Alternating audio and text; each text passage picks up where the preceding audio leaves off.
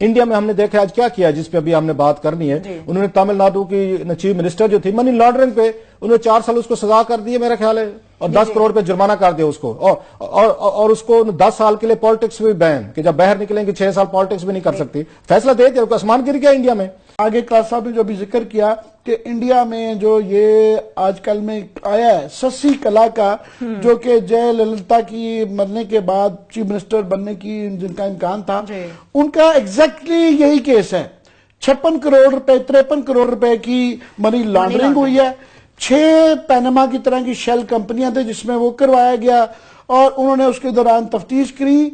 उन्होंने, हमारे यहाँ तो ये पॉसिबल नहीं है ना, वो इतनी ताकतवर पूरे साउथ की क्वीन थी जयललिता, उनके सारे उन्होंने जेवरात और हीरे जवाहरात सारे तलवा लिए कि कितने के हैं, और आखिर इस बात पे फैसला हुआ कि जनाब आप अपना एक्सप्लेन नहीं कर सकते कि लिविंग बियॉन्ड मीन्स का केस बना कि आप साबित नहीं कर सके कि ये जो पैसा आपसे बरामद हुआ है ये आपका नजर नहीं आ रहा, जस्टिफाई नहीं आप कर सके कि ये टैक्सेस से नहीं पता चलता कि आपने ये कमाए हैं, इस चीज पे गए हैं।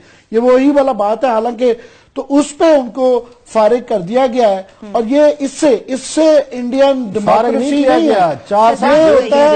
4 साल की जेल हुई है सुप्रीम कोर्ट, उसके बाद 10 साल का बैन है पॉलिटिक्स पे, सारी उनकी जायदाद जब्त है, 10 करोड़ रुपए का जुर्माना है, और तमाम वो हीरे जवाहरात सोना उनका जब्त हो गया है, क्योंकि वो उसको जस्टिफाई नहीं कर सके कि ये कहां से लिया गया है। सही। ये जो हम सोने जवाहरात देखते हैं ना शादियों वादियों में पहने हुए बड़े लोगों के, ये अभी तो वो जब्त नहीं हुआ, वो पॉसिबल नहीं है।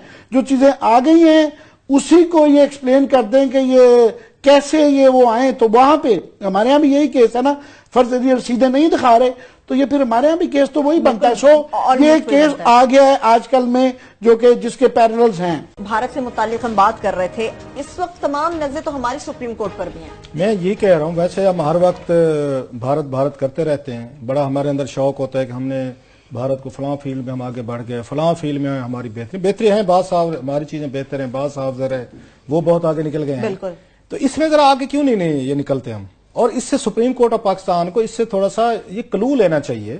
कोई आसमान नहीं गिरा, तमिलनाडु जैसे का जयललिता उनके लिए ये गॉडेसेस थी, गॉड 25 साल से शी वाज अ गॉडेसेस, जब उनकी उनका गॉडेस उनका हुआ है, उनकी डेथ हुई, कैसे लोग वहां पे उसमें रो रहे थे। सुप्रीम कोर्ट ने तो कोई रियायत नहीं की, उनने वहां पे उन्होंने उनको कोई कवर नहीं लेने दिया।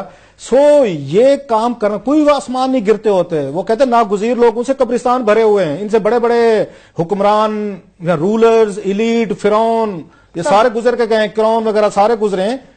फैसले दें और डट के दें, और अदालतें फैसले कर सकती हैं। मैं फिर कह रहा हूं, ना फौज आके मुल्क को ठीक कर सकती है, ना आपकी ब्यूरोक्रेसी करेगी, ना मीडिया, क्योंकि मीडिया के लोग हम मिल जाते हैं, हमें अपना हिस्सा मिल जाता है, अच्छा तगड़ा हमें वहां से शेयर वो दे देते हैं, 5-6 को साथ मिला लेते हैं, फिर खुल के खाओ, अपनी जेब से तो देना नहीं, जो अपने घर का खाना जो है वो भी सरकार के पैसों से खा रहे हो, वो टैक्स पेयर्स को उन्होंने क्या देना है।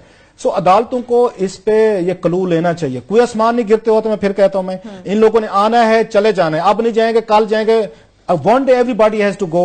आप अच्छी रिवायत कायम करें इनकी, ये और हमेशा अकाउंटेबिलिटी हुक्मरानों से होती है। इससे बेहतर केस, जैसे आमिर कह रहा था ना, कोई प्रेसिडेंट नहीं हो सकती, मिलता जुलता केस है। पॉलिटिशियन थे, वजीर आला थी, करप्शन की, 56 करोड़ रुपए कमाए, उन्होंने जैली कंपनियां बनाई, मनी लॉन्ड्रिंग की, और आखिर वहां से सजा पाई। इस वक्त वो जेल में बैठी हुई हैं। ये होती हैं सोसाइटीज, ग्रो करती हैं। इंडियन सोसाइटी को, मेरा ख्याल है, इंडियन ये पब्लिक को अपने सुप्रीम कोर्ट पे उन्हें इसका फखर होना चाहिए, अपने इन्वेस्टिगेटर्स पे भी होना चाहिए जिन्होंने केसेस बनाए और ट्रायल तक लेके, हमारे जैसे नहीं थे ये भगोड़े जो हमने रखे हुए हैं यहाँ।